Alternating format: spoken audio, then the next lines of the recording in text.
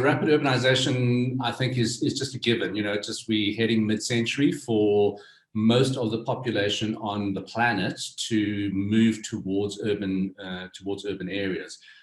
So the fact of planning a smart city or planning for that city of the future is really, really imperative because you're just going to have a stress on your infrastructure, and especially if it's old, then it's going to have to be scaled exponentially to kind of do that. I think what the pandemic has done, look, the jury's still out at the moment, but it has fundamentally changed everything. So, Flux, we call it the great real estate reshuffle. You're starting to see that a lot already about, the term semigration of migrating to a second tier city or a more affordable city, because I think fundamentally what happened in 2020 was the separation of work and place of work. So we all discovered that fundamentally it doesn't have to be the same thing. So we can do it from very different things. We're also now feeling, over a year later, that there are things about the office that we missed. The socialization, in terms of company culture, you need to have those people. So there's very hybrid models of doing things. But I think what we're starting to see, just even on the retail side of things, retail, like shopping centers and things, were always planned on a route or a hub towards work or where you work.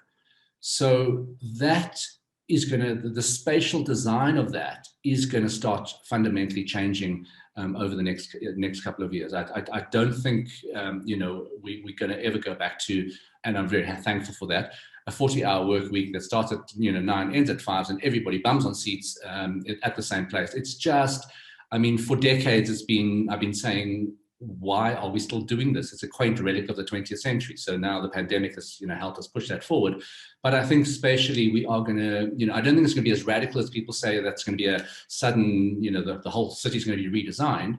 But I do think people have now started to think, so the new implementations of city structures and urban planning are going to take these things into account. And don't forget that in 2020, every single person that was in lockdown had an existential crisis, sitting at home for 9 or 10 months thinking, do I want to do this all the time? Do I want to live here? Do I want a better place? All of those kind of things. And that slow drip, and it's going to be continuous drip, is going to start changing the way in which we live, and then therefore the cities and how they're planned.